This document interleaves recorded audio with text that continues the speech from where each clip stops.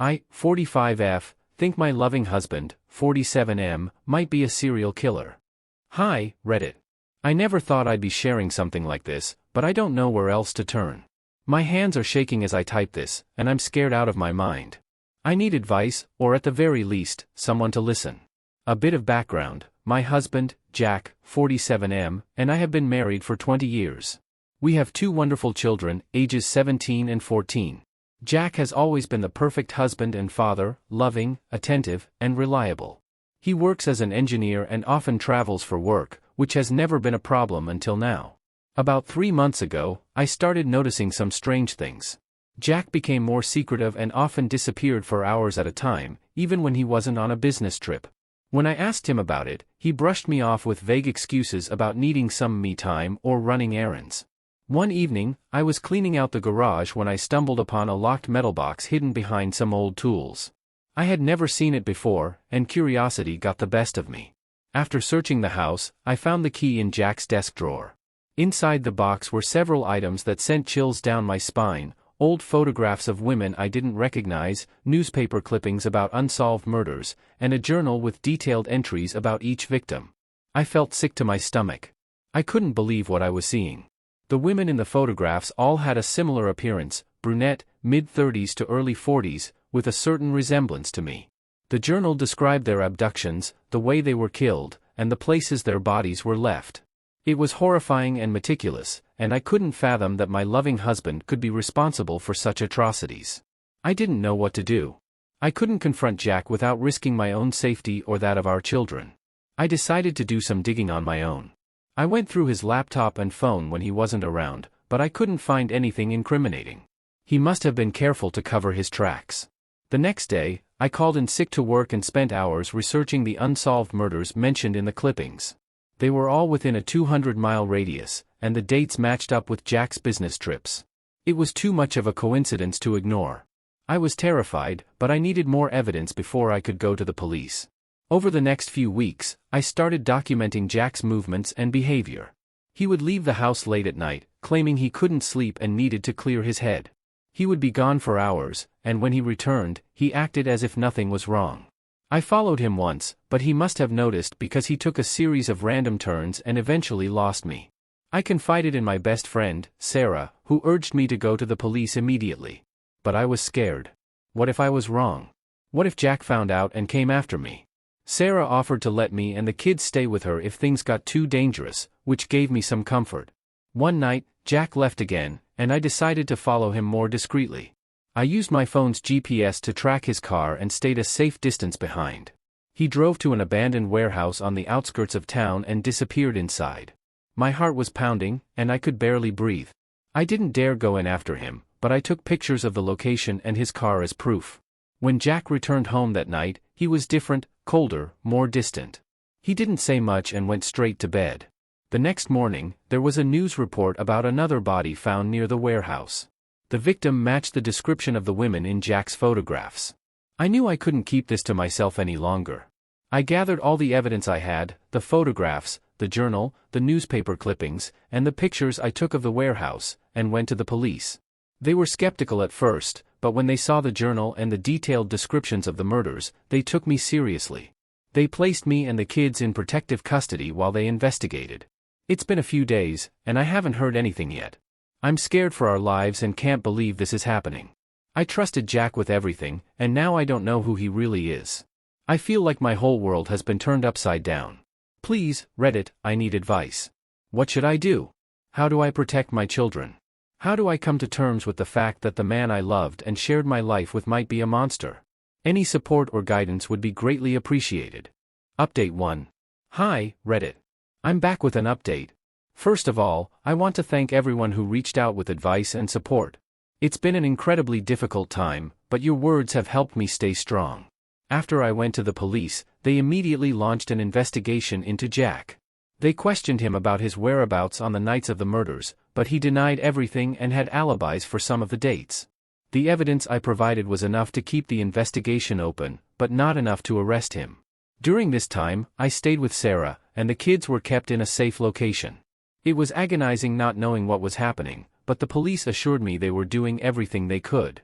They placed a tracker on Jack's car and tapped his phone, hoping to catch him in the act or find more concrete evidence.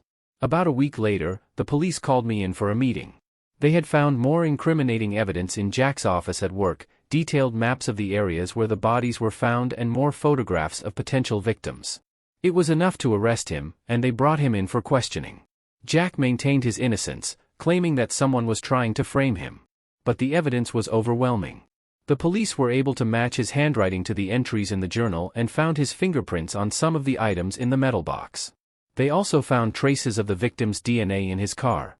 When the news broke, it was a media frenzy. Reporters camped outside our house, and my phone was constantly ringing with calls from journalists. It was surreal and horrifying to see Jack's face plastered all over the news, labeled as a suspected serial killer. The kids and I stayed with Sarah, avoiding the spotlight as much as possible. The trial was grueling. The prosecution laid out all the evidence, and witnesses testified about Jack's suspicious behavior. It was gut-wrenching to sit in the courtroom and listen to the details of the murders, knowing that my husband was responsible. Jack continued to deny everything, but the jury saw through his lies.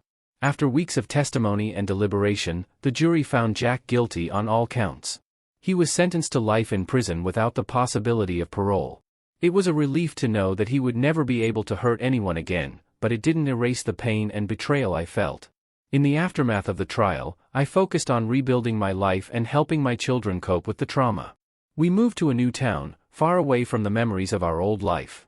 The kids are in therapy, and I've been seeing a counselor as well. It's a long road to healing, but we're taking it one day at a time. I've started a support group for other families affected by violent crime. Sharing my story and helping others has been therapeutic and has given me a sense of purpose. It's comforting to know that we're not alone and that there are people who understand what we're going through. I've also reconnected with old friends and family members who have been incredibly supportive. They've helped me realize that I'm not defined by what Jack did, and that I can build a new, fulfilling life for myself and my children. One of the hardest parts of this journey has been coming to terms with the fact that the man I loved and trusted was capable of such horrific acts. I still struggle with feelings of guilt and shame, wondering how I didn't see the signs or if there was something I could have done to prevent it. But my therapist has helped me understand that I'm not to blame for Jack's actions. I've also had to navigate the legal and financial fallout of Jack's arrest. Our assets were frozen during the investigation, and I had to fight to regain control of our finances. It's been a challenging process, but with the help of a good lawyer and supportive friends, I've managed to secure enough to start over.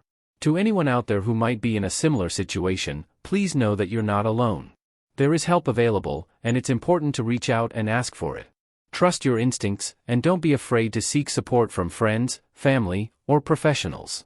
Thank you, Reddit, for being there for me during this nightmare. Your support and encouragement have meant more than I can say. I'll continue to update as we move forward and rebuild our lives. For now, we're taking things one step at a time, and I'm hopeful for the future. Update 2. Hello, Reddit. It's been a few months since my last update, and I wanted to let you all know how we're doing. It's been a difficult journey, but we're slowly finding our way. After the trial, we moved to a new town where no one knows about our past. It's given us a fresh start and some much-needed privacy. The kids are adjusting well to their new school, and they've made new friends. They're both in therapy, which has been incredibly helpful. They've had to process a lot, and I'm proud of how strong they've been through all of this. I found a job at a local nonprofit organization that supports victims of domestic violence and their families. It's been incredibly rewarding to help others who are going through tough times. My experience has given me a unique perspective, and I'm able to offer empathy and understanding to those who need it most. Starting the support group for families affected by violent crime has been one of the most healing things I've done. We meet weekly, and it's become a close-knit community. Sharing our stories and supporting each other has created a safe space where we can heal together. It's been a lifeline for many of us, and I'm grateful for the friendships I've made. Financially, things are stabilizing. With the help of a lawyer, I was able to unfreeze our assets and secure enough funds to support us. It's been a challenge, but we're managing.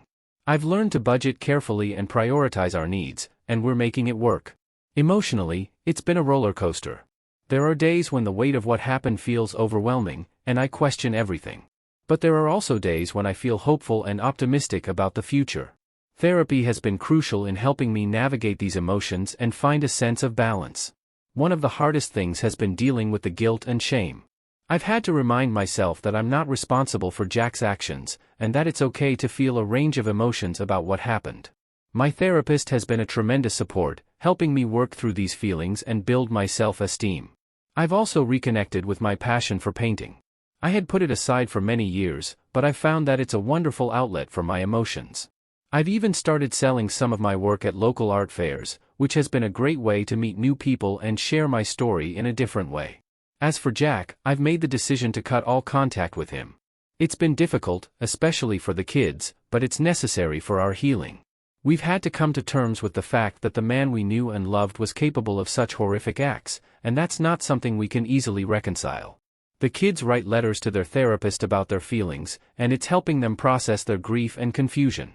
Moving forward, we're focused on building a new life filled with love, support, and positivity. We're creating new traditions and finding joy in everyday moments. It's a slow process, but we're getting there. To anyone reading this who might be in a similar situation, please know that there is hope. Reach out for help, lean on your support system, and take things one day at a time. You're stronger than you realize, and you can get through this. Thank you, Reddit, for being there for me and my family. Your support has been invaluable, and I'm grateful for this community. I'll continue to update as we move forward. For now, we're taking things one step at a time and finding our way to a brighter future. Update 3. Hello, Reddit. It's been a year since my last update, and I wanted to share how far we've come. It's incredible to reflect on the journey we've been through and see the progress we've made. Our new town truly feels like home now. The kids are thriving at school and have become involved in various activities. My oldest, Emily, has joined the school's debate team and is considering a career in law. My youngest, Jake, has taken up soccer and loves playing with his new friends. Seeing them happy and engaged has been a huge relief. My job at the nonprofit has been more fulfilling than I ever imagined. I've been promoted to a leadership position, and I'm now in charge of organizing events and outreach programs. We've helped countless families escape abusive situations and start new lives. It's deeply rewarding to know that my work is making a real difference. The support group I started has grown significantly. We now have over 50 members, and we've expanded our meetings to include guest speakers and workshops on various topics like self-care, financial planning, and legal advice. It's become a beacon of hope for many, and I'm incredibly proud of what we've built together. On a personal level, I've continued to pursue my passion for painting. I recently had a gallery show, and several of my pieces sold. It's been an amazing experience to share my art with others and see it appreciated. Painting has been a therapeutic outlet for me, helping me process my emotions and find peace. Therapy continues to be an essential part of our healing process. The kids and I have made significant progress in understanding and coping with what happened. We've learned to separate the man we loved from the monster he became, and we're finding ways to honor the good memories while acknowledging the painful reality. We've also started new traditions as a family. Every Sunday, we have a family fun day where we do something special together, whether it's going to the beach, hiking, or just having a movie night at home. It's helped us create positive memories and strengthen our bond. One of the most profound changes has been in our sense of safety and security. For a long time, I was constantly looking over my shoulder, afraid that Jack might somehow come back into our lives. But over time, I've learned to trust in the measures we've taken to protect ourselves and in the strength we've found as a family. We're no longer living in fear. I've also made it a point to practice gratitude daily. Focusing on the positive aspects of our lives, the love we share, the progress we've made, the support we've received, has been incredibly healing. It's helped me shift my mindset from one of fear and anxiety to one of hope and resilience. Looking back, it's hard to believe how much has changed in such a short time. There were moments when I didn't think we'd make it through, but here we are, stronger and more united than ever. We've faced unimaginable challenges, but we've come out the other side with a renewed sense of purpose and determination. To anyone out there who might be going through something similar, please know that there is hope. Reach out for help, lean on your support system, and take things one day at a time. You're stronger than you realize, and you can get through this. Thank you, Reddit, for being there for us during the darkest days. Your support and encouragement have meant more than words can express. We're looking forward to the future with hope and optimism, and I'll be forever grateful for this community. As we continue to build our new lives, I'll carry the lessons we've learned with me, the importance of resilience, the power of community, and the strength that comes from facing our fears head-on. Here's to a brighter future for all of us. Final update. Hello, Reddit. It's been 2 years since our lives were turned upside down, and I wanted to share some final thoughts as we continue to move forward. Life has found a new rhythm for us. We've settled into our new routines, and the memories of the past have started to fade into the background. While we'll never forget what happened, it no longer defines us. We've reclaimed our lives and our happiness. Emily is now preparing for college. She's been accepted into several prestigious universities and has decided to pursue a degree in criminal justice. She wants to help others find justice and prevent what happened to us from happening to anyone else. I couldn't be prouder of her determination and strength. Jake has become quite the soccer star. His team recently won a regional championship, and he's considering playing professionally. His passion for the sport has given him confidence and a sense of accomplishment. Watching him thrive has been one of my greatest joys. My work at the nonprofit continues to be a source of fulfillment. We've expanded our services and now offer support to victims of all types of violent crime. Our impact on the community has been significant, and I'm honored to be a part of such meaningful work. The support group has become a cornerstone of our community. We've helped countless families navigate their own journeys of healing and have formed lifelong friendships in the process. It's a testament to the power of coming together and supporting one another through adversity. As for me, I've found peace in ways I never thought possible. My art has continued to flourish, and I've even published a book of my paintings and writings about our journey. It's been a cathartic experience, and I've received incredible feedback from readers who have been touched by our story. I've also learned the importance of self-care and setting boundaries. I've become more attuned to my own needs and have made it a priority to take care of myself, both physically and emotionally. It's been a transformative process, and I'm in a much better place because of it. We've made new traditions and built a life filled with love and joy. We celebrate the little moments, cherish our time together, and look forward to the future with hope and optimism. The darkness of the past no longer overshadows the brightness of our present and future. To anyone reading this who may be facing their own struggles, please know that there is light at the end of the tunnel. Healing is a journey, and it's okay to take it one step at a time. Reach out for support, lean on your loved ones, and believe in your own strength. You can get through this. Thank you, Reddit, for being there for us every step of the way. Your support has been a beacon of hope during our darkest times, and we're forever grateful. As we move forward, we carry the lessons we've learned and the strength we've gained. Here's to a future filled with love, resilience, and hope.